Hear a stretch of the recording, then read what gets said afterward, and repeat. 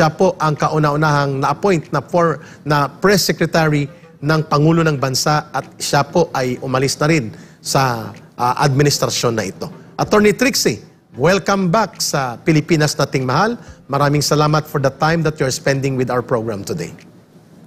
Magandang umaga. Kumusta po kayo? Okay naman po, Attorney Trixie, at natutuwa po tayo na makapanayam ka sa mahalagang usaping pampolitika at mga panglipunang kaganapan dito po sa Pilipinas Nating Mahal.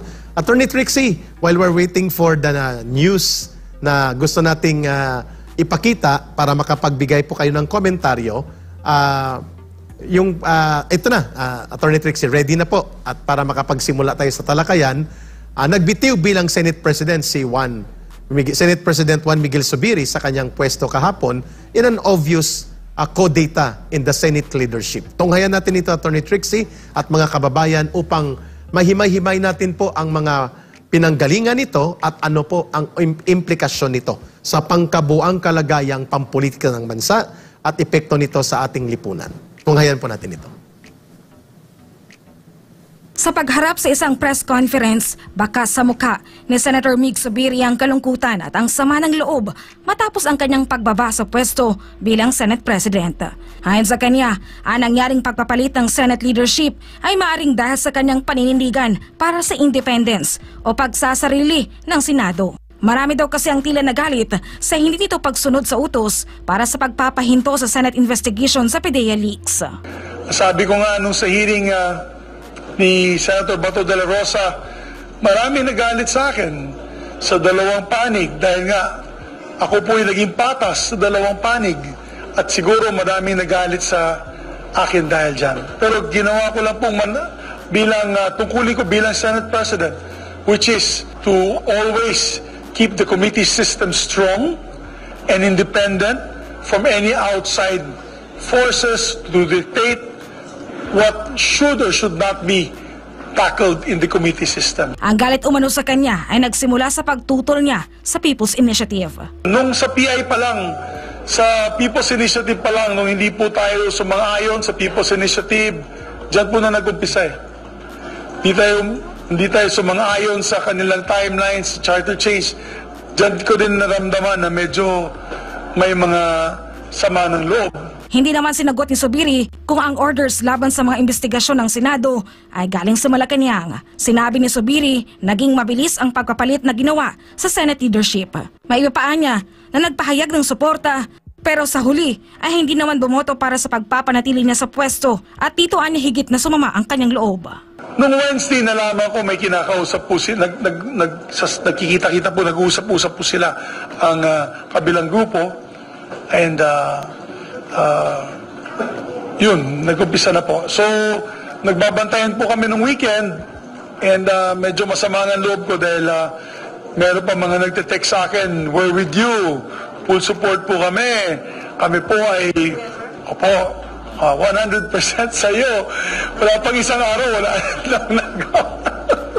Sinabi pa ni Zubiri na nakaka-stress at nakaka-pressure ang maging Senate President. Hiling-anya nito sa bagong Senate President na si Chis Escudero na hindi siya maapektuhan sa presyo sa Senado. Samantala, tiniyak naman ng bagong Senate President na hindi maiimpluwensyahan ang kanyang liderato kahit pa nga malapit siya kay Pangulong Bongbong Marcos. Malapit ako kay Pangulong Noynoy Aquino. Hindi kami nagkasundo sa maraming bagay dahil alam niya may trabaho ko bilang senador ng panahon yun. May trabaho din siya bilang Pangulo. Ganon din kay Pangulong Duterte mula nung mayor siya hanggang presidente. At sa totoo lang, ang pinakamalapit kong naging kaibigan na presidente ay si Pangulo Aquino.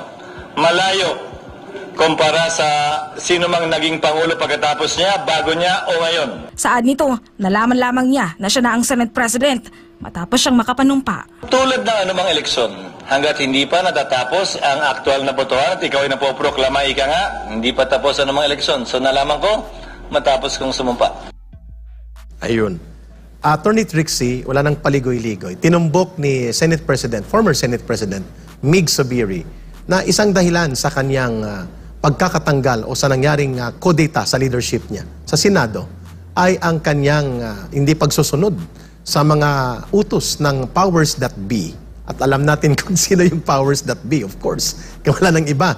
Hindi naman siguro Diyos yun o sino pang mga hari-harian sa ibang mga bansa. kundi dito yan sa ating bansa, ang Pangulo ng bansa at ang kanyang grupo. And then, sinabi niya rin ang pagpayag niya na hayaan ang paglarga ng investigasyon sa PDEA leaks at ang pagkontra niya sa charter change. Your take on this, very sensitive na mga bagay na sinubukan ni Senate President Zubiri na harapin, pero ultimately, inilaglag na rin siya sa loob ng Senado sa maniobra at kumpas ng sinasabi niyang powers that be. Attorney Trixie. Well, ang tingin ko hindi ganun kadali basahin ang politika nito. Alam natin na parati naman maganda kung may kooperasyon ang legislature with Malacanang, with the executive. Dapat talaga ugnayan yung mga yan. A good politician, a good national leader, a good president would have a good relationship with his legislature nang sa gayon ipasa siya. Kasi mahirap yung hostile ang Kongreso doon sa executive. So hindi tayo nabibigla na ganito, no? Siguro nakakagulat lang na ganito ka-blatant yung politics. Pero pag tinignan mo, pag binasa mo yung party lines dito, hindi rin ganun kadali. Hindi natin halimbawa maaaring sabihin very clearly na this was about charter change. Naghihinala tayo, of course, no? But more is this about yung investigation ni Senator Bato. These were binanggit ito ni Senate President Zubiri. Former Senate President Zubiri, no, si Senator. Sinabi niya na nag-umpisa yan sa charter change, sa People's Initiative. Tapos binanggit din niya very specifically yung hearings ni Senator Bato. Pero kung titignan naman yung alignments, halimbawa, alam natin na the new Senate President, si Senator Cheese, ay hindi siya pro-charter change. Hindi siya pro-People's Initiative. And he was very open about that. Si Senator Bato naman is a member of PDP. And kung titignan mo, ang boto ng PDP party mates niya, ay naging majority floor leader pa si Senator Tolentino. So nakita natin, nahatak yung mga boto ng PDP, Senator Go, Senator Tolentino, and Senator Robin. So meron silang solid luck. Minority, kinoconsider na minority si Senator Coco, although officially PDP siya. Pero all votes all went to Senator Cheese.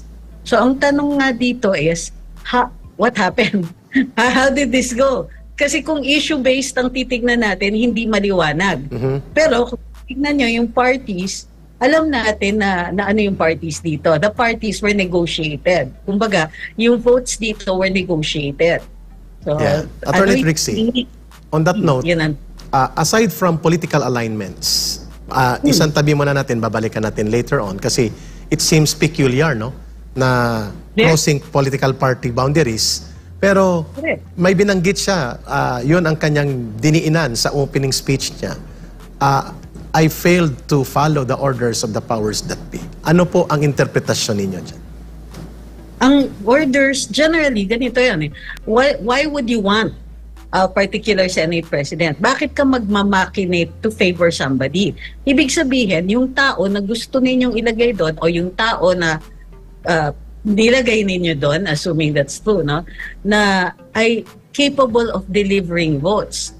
So, ibig sabihin, kaya niya makakommit doon sa iba't ibang mga senador a particular vote on particular issues. What those issues are, hindi pa tayo clear.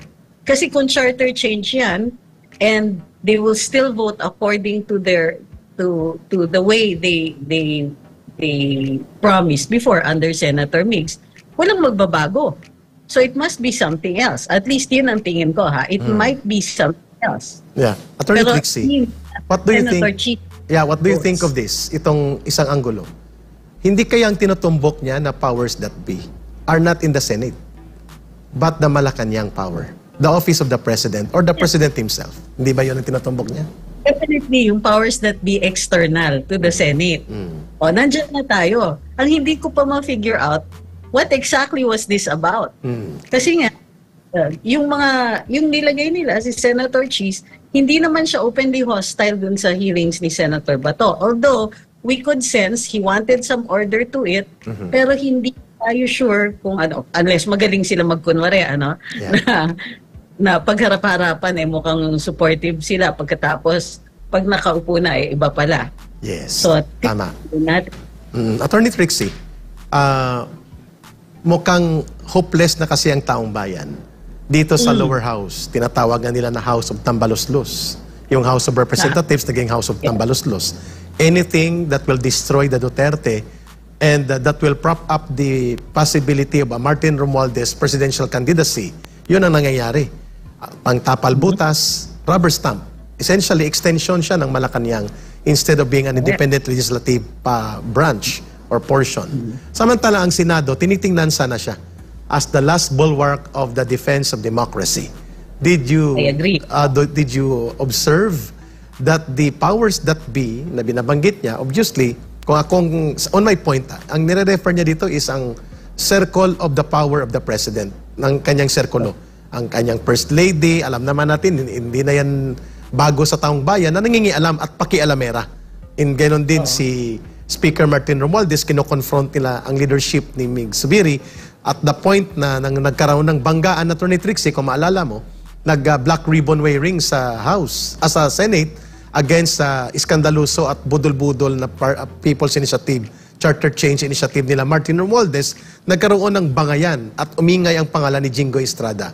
So I think this is the second time na seriously nakudata ang leadership ni Mig Zubiri. How do you look at that alignment of possible political alliances that will ease out those na hindi mag-toe the line sa political agenda and legislative agenda ng Marcos administration, and they do not see anymore as an ally si Mig Zubiri na mapagkakatiwalaan to bring legislative cooperation and support from the Senate? Attorney Trixie. Hindi ko pa nga masyadong nakikita yung drift dito. What is obvious is that this was external. What is obvious is this was Malacanang. Pero yung ano dito is, ang tingin ko, they needed a change in leadership right away. Tapos yung negotiations for the other votes are still ongoing or they will take it up kapag nangyari na. In other words, so blindside tayo dito. For the first time, iniisip ko, magaling itong move na to. Because they were able to sign on even those obvious objectors. Senator Amy voted for Senator Cheese. Yes. Diba? Naman natin si Senator Amy parating kontra yan. Kontra yan sa Malacanang. Kung saan tutungo ang Malacanang, hindi siya boboto doon. So, baka mas malalim. Or, given the time that they had, hindi pa nila na-negotiate yung vote for other issues. Pwede. Diyan tayo magbukan. Also, hindi pa natin nakikita yung palitan ng committees. Kasi alam natin na nag-resign na nga yung mga officials. Kung magkakaroon ng, tectonic ang shift dun sa pagre-replace ng committee heads. Ang committee heads, crucial yan. Yes. Kung saan nila yung issue at saka kung paano tayo mabubulaga dun sa mga issues na yon. Tama. So, na natin, halimbawa, pag ni-replace si Senator Bato, alam na. Alam na. Yeah. Diba? Yung hearing kasi hindi pa tapos magkakaroon ng fourth. Dun sa fourth hearing, magkakasubpina. And remember, Senator Bato did not shut the door on a subpoena to the First Lady. Yeah. Or sabi niya, ever lamb is. Diba? Yeah, So, tama kayo. yun yung nakikita ko dyan. Bubulagain tayo dito. Attorney Trixie, now, sa tingin po ba ninyo, itong nangyaring kaganapan sa Senate Codita against the leadership of then Senate President Zubiri magpapatingkad ng political crisis and bickerings between the factions inside the Marcos administration ng mga allies niya dati. Lahat naman ito, aliado niya sa unity man lahat ito. Or may iba pang patutunguhan maliban sa sabi mo na of course the minor objective or the immediate objective, Attorney Trixie, I don't know if you will agree, ay nabulabog at napatigil na diskaril ang Pedialix at Morales focus at na-focus sa change of leadership at napakulong pa na by way of cite in contempt si Morales by the contempt orders of the committee ni Senator Bato. So basically na sideline itong Morales Pedialix scandal targeting the President sa revelations niya previously sa 3 hearings at naging focus ngayon ang Senate Regodon. Paano po nag-interplay mga ito? That's one thing, no? Iba pa yon. Tingin ko, yes, maganda yung pagkakumpas, momentum yun yung napatid dito, particularly dun sa hearing ni Senator Bato na sa inquiry niya, may nakikita tayong momentum, it was going in a particular direction, pero biglang pagdating dito, iba yung tono nitong last hearing. Yung second and third hearings, parang nararamdaman ninyo, may momentum yan kasi consistent si Mr. Morales. In this fourth hearing, nakikita natin, grabe yung bakbak. The issues weren't new, by the way. Itong nagkaroon lang ng document, pero matagal na pong sinasabi ni Senator Jinggoy Estrada itong issue na to. Bakit dito sa fourth hearing sila yung nag-gain ng momentum to the point na ito na nga, biglang na-detain si Mr. Morales. Now, he shouldn't have been. Yes. Ang basa ko he shouldn't have been kasi doon sa case sa Supreme Court, yung Lincoln Ong versus the Senate, sabi ng Korte Suprema, panalo doon mostly si Lincoln Ong at si Michael. Sabi ng Korte Suprema, kung i-detain ninyo as an exercise of your contempt powers, kailangan strict yung pagsunod ninyo sa due process. Yes. And hindi stricto yon. How are you going to observe due process? Ibig sabihin, bibigyan niyo siya ng pagkakataon na ma-explain niya yung sarili niya, bigay niya yung side niya bago sila mag-decide na contemptible itong behavior na ito. So, ano charge ni Senator Jinggoy? Nagsisinungaling daw si Mr. Morales. Okay? So, he should have been given a chance. Walang ganun. Ang bilis Tama. Dapat dito, cause order. So, pwede naman immediately, sasabihin ni Senator Bato, Mr. Morales, you have to explain to the Senate, show us cause why you should not be cited in contempt. Very crucial yung point na yon. Hindi yun nagawa. Basta, I want to be cited in contempt. There being no objection, Mr. Morales is found in contempt. Sabi bigla ni Senator Jinggoy, baba nyo na yan. Kahit ako, nagulat ako, teka muna, ba't ang bilis? So, pwede itong i-challenge actually sa Korte Suprema, assuming na hindi yan ma-overtaken by events. Tama. Do you think Senator Bato de la Rosa succumbed to pressure because he knows already in the morning, early morning of Monday, that Mig Zubiri is no longer the Senate President by the hours to come, and his committee chairmanship may be on the line also. And he assumes that Escudero and Senator Escudero and Senator Estrada were there as that 1 and 2 leadership to assume the new Senate leadership.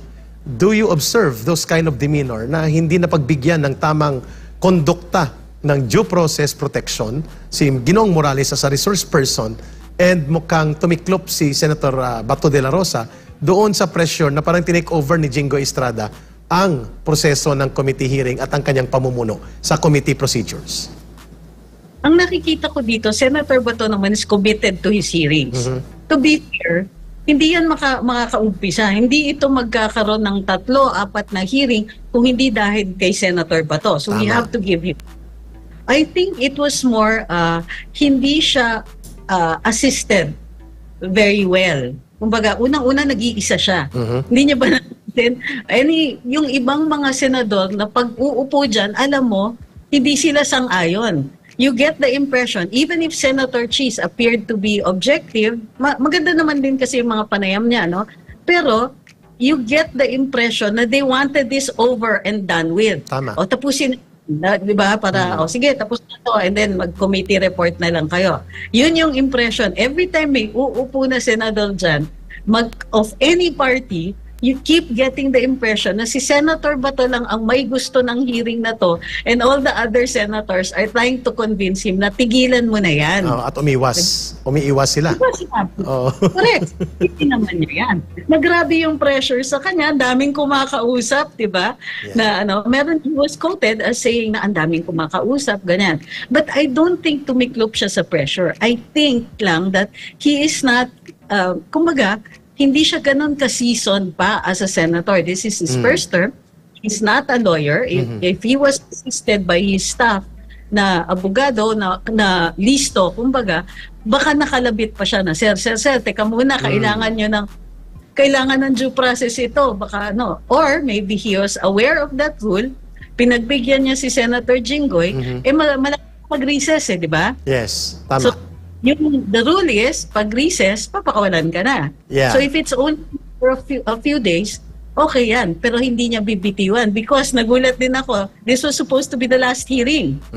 Biglang, baka may papasumpi na pa siya. At Yes. yung papasumpi, whoever that lamb is. Yeah. At maganda yung pinunto mo, Attorney Trixie, yung pinunto mo nga kapag tinanggal ng new Senate leadership under Senator Chis Escudero, sa committee chairmanship niya, si Senator Bato de la Rosa, na siyang namumuno sa PDIALEX investigation related to the scandal involving the President's involvement to drug abuse. Alam na that the Senate Codita on leadership of Senate President then Mig Zubiri ay nakaangkla sa pamamagitan noon para patigilin talaga itong Senate hearing on PDIALEX. Tama po ba? We have to wait for that development. We might have to wait for that. It's also possible na kasi si Senator Chis isn't the type to do anything so obvious. Yeah. Matagal natin kilala si Senator Chis. He was my professor sa UP. Titles and deeds. Maganda pa grade ko. So, he's very seasoned ha. Ang matagal yan ng congressman bago umangat yan sa Senado. So he knows to stay around the legislature. He knows how to bring in votes, or at least yun ang alam natin na reason kung bakit siya inupo dyan. Pero yung mga obvious motives, I think he will be far more circumspect as compared to let's say the House. Sa House kasi, di ba, harap-harapan eh. Walang garapal. That's the word. In your face talaga. Dito hindi. It's going to be a lot more subtle if it's Senator Chis, which makes him far more dangerous to us. Yan. Because we won't see ang term nila dyan, Attorney Trixie, he is as astute as a politician can be, smart as a lawyer that he can be, but he can also be as cunning and scheming when it is necessary to play the game. Tama po ba? That's it. Yes, that's it. Exactly. Exactly. So, in this case, dito sa atin, kasi dati, mabibigat ang kamay di ba sa House? Well, padating pa lang sila, nakikita mo na kung saan sila papunta Opo. Dito, going to be far, far more difficult. Pero inaasahan natin that the Senate is the last bastion, kumbaga, last defense natin against things like yung mga yung blatant politicking and yung tampering with our Constitution. Senado talaga ang inaasahan natin sumalag yan. So ang tingin, the reason the PDP vote was for Senator Chis was because he could guarantee, and the Senator Chis himself is anti-chacha at hindi siya nag-compromise. He didn't sign on the economic provisions na lang. Hindi. Doon sa people, siya nag-object. Tama. So, if PDP was voting as a party, then this was the correct vote for them. Diba? Yan that would have been the directive of the former president, who is still chair of PDP. Attorney Trixie, before natin po iwan itong tungkol sa kudita, iskandalusong pampolitikang maniobrahan sa Senado, sa liderato nito at least, to be objective sa ating mga mamamayan, not because you know personally, as a professor sa law school mo sa UP, si Senator Chis, what do you expect from him? Kaya ba niyang panindigan ang role at tradisyon ng Senado as an institution that cannot succumb sa anumang pressure, though it is not absolutely immune from political influence ng presidente sapagkat kailangan yun sa legislative dealings para maipasa ang mga batas. How do you look at the difference of a Chis Escudero Senate presidency leadership to the previous one, and will the tradition and the brand of Senate as the last bulwark of democracy will remain under a Chis Escudero Senate presidency? This is going to be a Senate with lots of surprises. Yan ang nakikita dyan. Like, tama yung description ninyo So if he's smart, he won't be obvious. So this bears a lot of watching. Para sa akin, the only reason na nakakampante ako is because the PDP voted in favor of Chis Escudero. Para sa akin, alam nila yan. That they inaral nila, and this is a Senate presidency that they can work with. Remember, ang majority dito, ang majo is Senator Tolentino. Senator Tolentino's role as majo is to set the Senate's legislative agenda. So mahalaga yun. I'm starting to think maybe this is good for the PDP. Di ba? Lumawak yung nila eh. Lumawak yung power nila. But at the same time, rule number 1 in politics is you never bite the hand that feeds you. Correct. Diba? That's why I'm saying this is a lot more dangerous, this situation. PDP voted for this Senate president. Now we have to watch him carefully. Yeah. Diba? Correct. You'll be watch your back. Yeah, correct. And another rule, Attorney Trixie, no, sa rules of leadership and management, you should not outshine the master. The master now is Escudero in the Senate. Subalit, mayroon siyang mga kapanalig na kailangan ding mag-shine at kailangan ding mag-play ng kanilang political affiliations. Tama po yung observation ninyo. Dahil dyan, Attorney Trixie, tunghayan muna natin itong isang ulat pa before po sa isang tanong kanina na hindi ko na itanong sa inyo kung pending ito, Attorney Trixie, papaano makakalabas at marirelease si Jonathan Morales sa Senate custody na nakakulong siya by contempt order.